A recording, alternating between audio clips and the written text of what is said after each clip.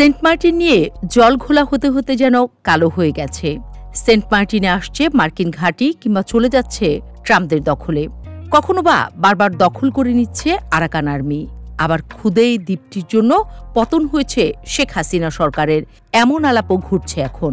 এর মধ্যেই ইতিহাসে যা হয়নি তাই করেছে অন্তর্বর্তী সরকার। মূল ভূখণ্ড থেকে একদম বিচ্ছিন্ন করে রেখেছে দ্বীপটিকে। এমন সিদ্ধান্ত একদম আগুনে ঘিয়ের মতো কাজ করেছে। গেল রব চাঙ্গা হয়েছে আরও, কিংবা হাসিনাই ঠিক ছিল, এমন আলাপও উঠেছে জোরে সোরে।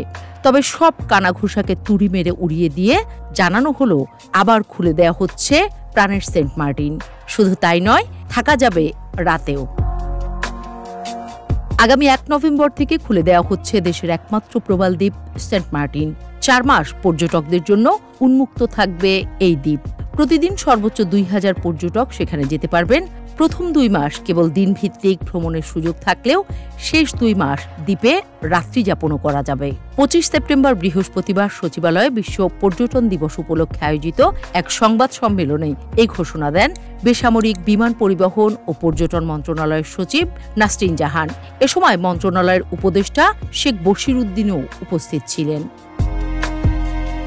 নাসরিন জাহান বলেন, পর্যটকদের নিরাপত্তা আর পরিবেশ সুরক্ষা দুটো বিষয়ে আমাদের অগ্রাধিকার। সেন্ট মার্টিন যেহেতু ইউএন ট্যুরিজমের হেরিটেজ এলাকা, তাই প্রবাল সংরক্ষণ অত্যন্ত গুরুত্বপূর্ণ।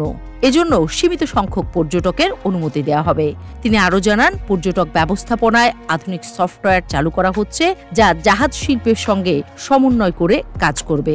আগামী 1 নভেম্বর থেকে এই ব্যবস্থা কার্যকর হবে।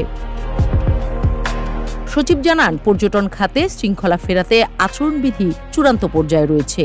বিদেশি পর্যটকদের প্রসঙ্গ টেনে তিনি বলেন, 2024 সালে বাংলাদেশে এসেছে 6,25,000-এর বেশি বিদেশি পর্যটক। তবে চূড়ান্ত সংখ্যা কিছুটা কম বেশি হতে পারে। এদিকে উপদেষ্টা শেখ বশির উদ্দিন বলেন, দেশের ভেতরে পারিবারিক ভ্রমণকে নিরাপদ, সাশ্রয়ী ও আনন্দময় করাই এখন মূল লক্ষ্য।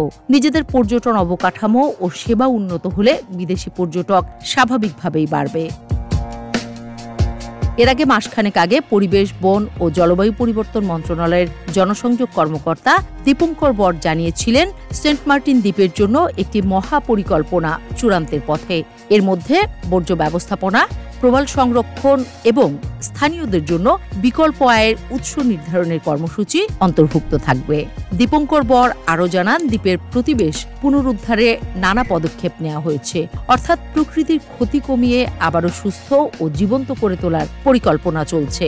এজন্যই পর্যটন কার্যক্রমকে নিয়মতান্ত্রিকভাবে চালু করার নীতি গ্রহণ করা হয়েছে। কখনো মার্কিন ঘাঁটি, কখনো আরাকান আর্মির দখল কিংবা রাজনৈতিক ষড়যন্ত্রের গুজব, সব মিলিয়ে সেন্ট মার্টিনকে ঘিরে অস্থিরতা কম ছিল না। দ্বীপে পর্যটন বন্ধ থাকায় স্থানীয় ব্যবসায়ী ও বাসিন্দারাও ক্ষতির মুখে পড়েছিলেন। কেউ কেউ বলেছিলেন, অন্তর্বর্তী সরকার দ্বীপ বিচ্ছিন্ন করার সিদ্ধান্ত ছিল দ্বিধান্বিত এবং ব্যর্থতার শামিল। তবে নতুন ঘোষণায় প্রাণ ফিরে পাচ্ছে দ্বীপ। পর্যটকরা আবারও ফিরবেন, স্থানীয়রা কাজের সুযোগ পাবেন। আর পরিবেশগত ঝুঁকি ঠেকাতে নেওয়া হয়েছে সীমিত পর্যটক প্রবেশ, প্রবাল সংরক্ষণ ও বর্জ্য ব্যবস্থাপনার কঠোর পরিকল্পনা। সবার নজর এখন আগামী নভেম্বরের দিকে। কেমনভাবে পর্যটন আবারও শুরু হয়, স্থানীয়রা কতটা লাভবান হন এবং প্রকৃতি কিভাবে সাড়া দেয়, সেটি এখন দেখার বিষয়। তবে আপাতত বলা যায়, সব কানাঘুষার অবসান ঘটিয়ে আবারও নতুন প্রাণের স্পন্দনে নেচে ওঠার প্রস্তুতি নিচ্ছে প্রাণের সেন্ট মার্টিন।